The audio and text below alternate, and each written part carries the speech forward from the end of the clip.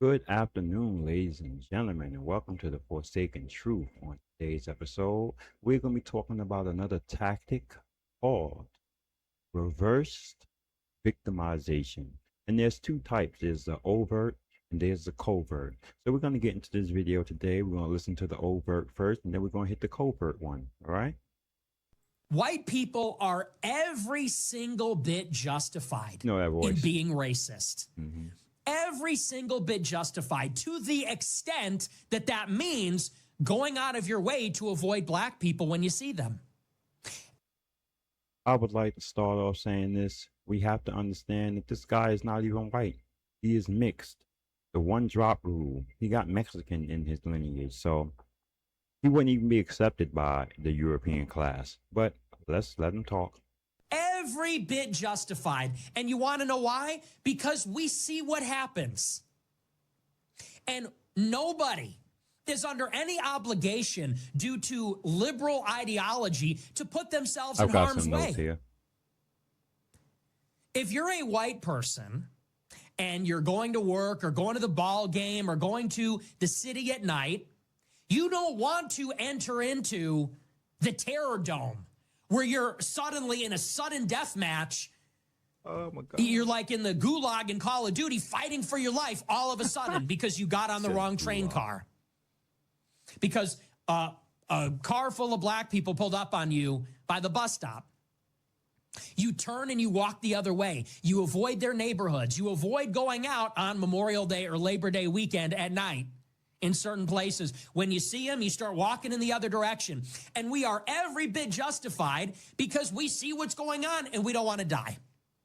It's that simple. That's pattern recognition. That's not racism. I'm going to stop it right here. Are blacks not justified to be prejudiced against white people because we can't be racist? But are black not justified to be prejudiced? Let's talk about the hangings that's happening recently. We all know about that, right? We got another example. Let's talk about the Nolan Wells case. Don't we have that? And let's talk about pattern recognition. White people have been killing blacks. White cops have been killing blacks. The children, adults. Okay, you resist sometimes. White people resist. And I've seen videos where white people will be dead fighting police and they will get tased. And then on the other hand, you'll see black people cooperating with police and get shot. So I don't know. This reverse victimization is crazy. Europeans are crazy for this. This is a good tactic though, and it works.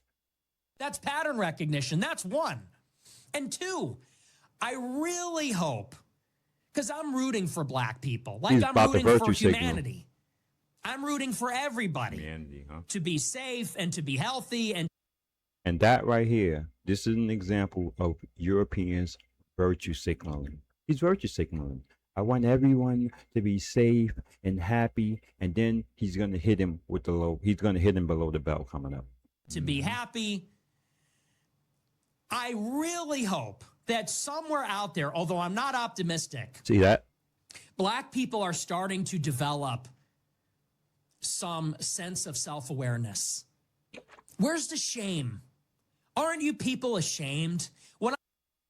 Are white people not ashamed for all the trafficking of children? Are white people not ashamed for the Epstein class? What are we talking about here? Are white people not ashamed for mass shootings? Are white people not ashamed for every time you hear a bomb dropping, you know that a European country is doing it? Where's the shame? Why do Europeans always want other people to be ashamed for the things that they do? Why they are shameless? Shameless. Look what's going down in Mississippi. That whole town, the governor, everyone there is corrupt and working against this Nolan Wells situation. Is there no shame for the fact that Nolan Wells' mother is getting harassed at her job and she's the victim, while the people who are rightfully incriminated, allegedly, for killing Nolan Wells, right? They're claiming that they're being harassed and victimized. I'm gonna do a video on them too. Those boys, those men are acting like victims. It's reverse victimization everywhere you go. Let's let it keep rolling. I see these clips of the graduation ceremonies where they're twerking on stage and dancing. When I see these videos of the black cheerleaders on the basketball court brawling it out, when I see the Carmelo Anthony, and not only that, but then they raise $500,000 for him and then they get a public defender. Europeans are stay pocket watching us. But didn't that woman who was calling a indigenous child a nigger, the N-word, didn't she get money raised for her? Right? Look at Chud the Builder, who was running around antagonizing indigenous Americans, and to the point where this Mexican didn't really agree with what he was doing. Yet and still, that man raised how much money for? He got bailed out. They bailed him out. Shooting an indigenous American that he antagonized to attack him. You see what I'm talking about? Now you take Carmelo Anthony, who was antagonized, and he defended himself, and he's got jail for 35 years. He's in jail for 35 years. That's just crazy. When I see that video of a black security guard rifling through the pockets of an unconscious white guy that got his ass kicked, that was pretty bad. and the list goes on and on and on. You have to ask the black people that are normally so proud, and with the chip on their shoulder, aren't you ashamed? Are you not ashamed when you see these things? Are there any black people that see this and have the slightest lick of self-awareness? Are white people not ashamed of their behavior, Nick? This reverse victimization, I'm gonna show y'all something, ladies and gentlemen. Let's talk about crime, right? Because we like to talk about crime. You Europeans love to bring up the crime stats. Let me get some stats for you up here, baby. Look at that. This is in America right now. You see those crime stats? The whites on the left, the blacks on the right. You see those numbers? You see the numbers. I got more numbers for you. Hold on, I got more. See that? But they don't like to talk about that. They don't like to bring that up. They don't want to talk about that stuff right there. Right? Of common sense, of decency to say, are you not ashamed to see these scenes play out over and over again? Where's the accountability? And this is where that word fatigue comes in. We're just tired of seeing it.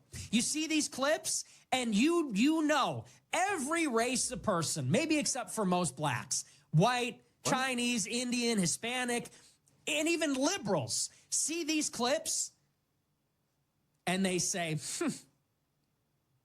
are you surprised? They shake their heads. They say, yep. And when we hear news reports about school shootings or mass shootings in general, we go, we don't even have to look at the doggone news. We already know who it's going to be. We already know who it's going to be, especially when it's in a predominantly white neighborhood. The thing is this, right? Blacks are harming each other more than they're harming white people, right? White people are harming blacks. Like white cops are killing blacks more than they are killing whites, right? Black people are not going into white neighborhoods, and we've never gone into white neighborhoods acting, murdering, or doing anything to white people. Most of the assassinations, the political assassinations, take Charlie Kirk as a prime example. Most of the assassinations are done by European people. Most of them. And then you see how the people was all riled up when Charlie Kirk first got assassinated. They was calling HBCUs, threatening them, because they thought a black indigenous American did it.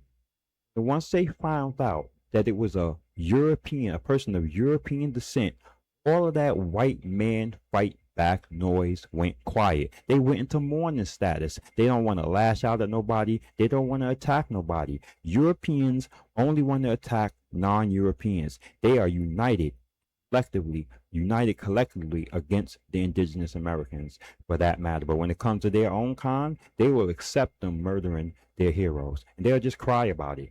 That's what happened with Charlie Kirk. Usual suspects. We do the same thing. They say, yep, that's about right. We do the same thing when it comes to whites. Are you not ashamed? And when are black people going to turn that around? I'm so sick of And I think all of society is sick of hearing about all these excuses. And even the conservative blacks will give them, like Jason Whitlock is a perfect example. He's a coconut. When I gave a similar monologue about Austin Metcalf and Carmelo Anthony, Jason Whitlock, who's a black conservative at the Blaze, said that this is a demonic sentiment. He said the problem is a lack of Christianity or something or other. The problem. Let's talk about Christianity. Europeans have used Christianity to wage war on this earth. They went around taking and raping from non-Europeans and even some Europeans, other Europeans globally. They've been doing it since after Rome. Europeans have waged war on this entire planet, and they're still doing it to this day. They're still waging war. But we're sitting here talking about what black people are doing, and we are 14% of the population. And let's not even get into the global population. Europeans, crime or war per capita from the global populace compared to the global population. Y'all guys, per capita? Oh my God, y'all want to go into per capita stats? Let's look at that stat right there. What is the per capita for white people waging war on this planet when they are the minority populace? White people are the minorities. Everyone acts like they're the majority. They're not. They're minorities. And they've been killing people all over this planet since their inception. Is a lack of accountability. And I think a lot of black people hide behind these various things, whether it's the liberals that say it's slavery and racism, or it's the conservatives, and they blame it on welfare, hip hop, or the Great Society. White people make up the most of the welfare class. Oh my God, this is so annoying, but we're going to let them go. It starts with you. It starts with every individual black person making choices like we all do. Who's raising these fucking people? Who's raising the mass shooters? Huh? Who's raising the kids like that has something to do with Nolan Well? Who's raising the kids that's out here lynching and murdering black people? That's being ruled, suicide, or you understand? Or no foul play, as they love to say. Before the body even hits the morgue, they're saying it's no foul play. We already know that when we hear that, when a black person is killed mysteriously and people come out and say no foul play, we instantly know Europeans did it. It's fact, because the thing is, whenever black people kill people, we go to jail. Every time. There's a rarely a mysterious death when it comes to black on black crime. It's rarely rude, no foul play. Y'all out looking for suspects to arrest one of us immediately. Y'all rude, no foul play when it's in Whiteyville. It's immediately rude, no foul play. This is ridiculous. These people. Look at that grinning jerk at the bottom. It's baby mamas, baby daddies. I mean, who's perpetuating this? And who does it benefit to make these excuses and to say it's everybody else? So I see this stuff and look, yeah, we are going to call it out. We, the Americans, we the white people of America, we the peaceful. First off, Europeans in America are not Americans. Y'all are European Americans. Y'all are not Americans. And definitely, y'all are not peaceful. White people are peaceful? Have you checked white people's history? Are white people peaceful historically? I mean, show me a point in period on time since white people have been around that there's been peace on earth. Tell me. White people are not peaceful. Law-abiding, tax-paying people of America are saying, hey, blacks, get your shit together.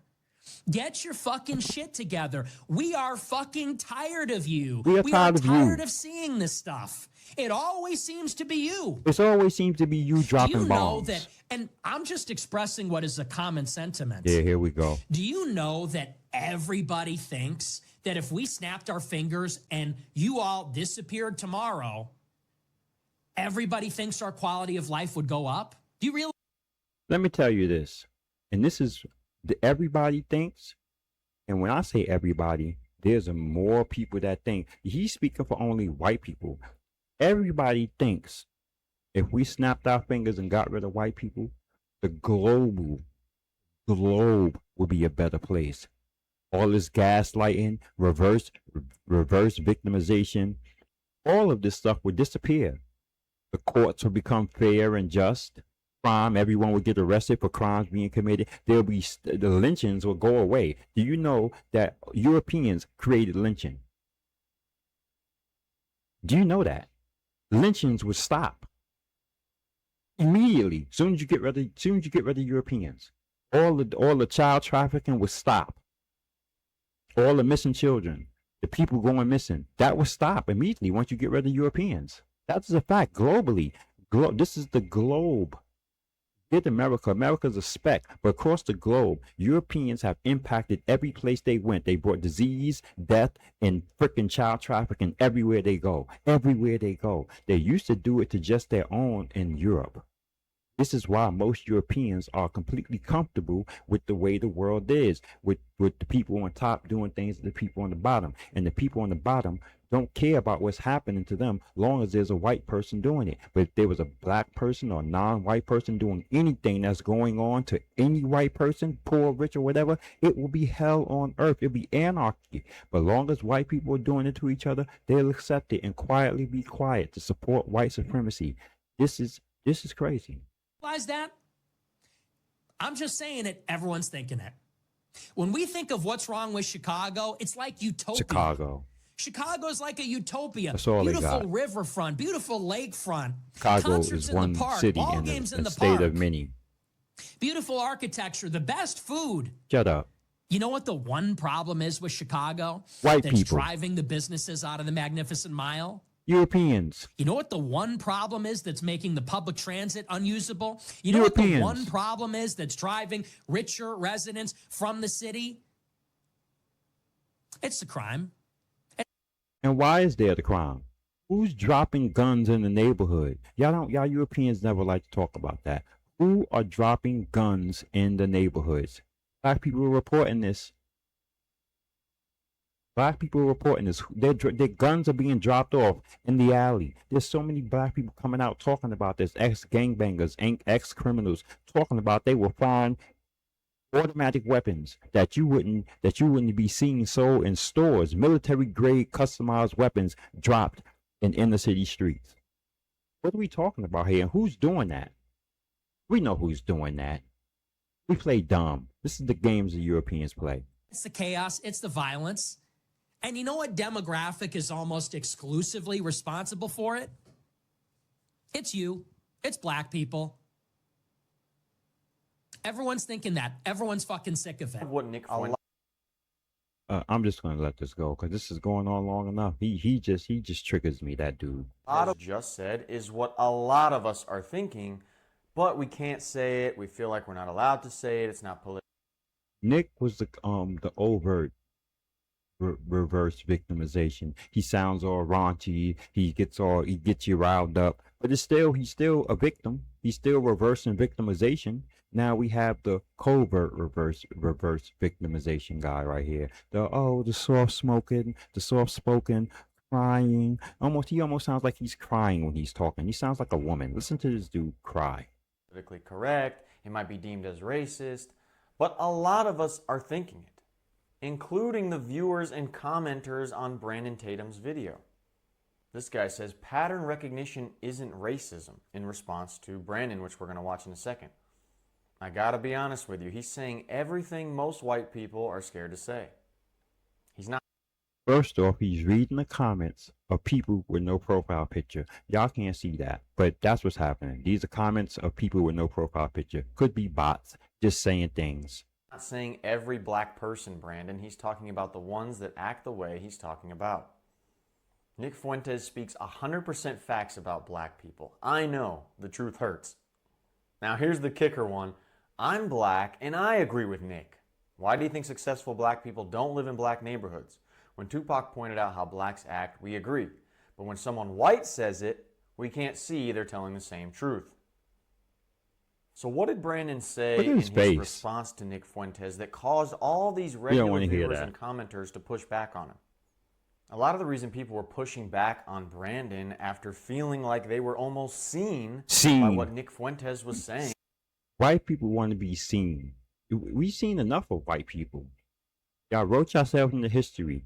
Y'all pretended like Christopher Columbus was the greatest thing smoking. Historically, y'all murderers and killers, y'all put them to be heroes. Y'all want to be seen? We see y'all. We see y'all for the murderers, the grapists, the thieves, and liars that y'all are, and y'all don't like it.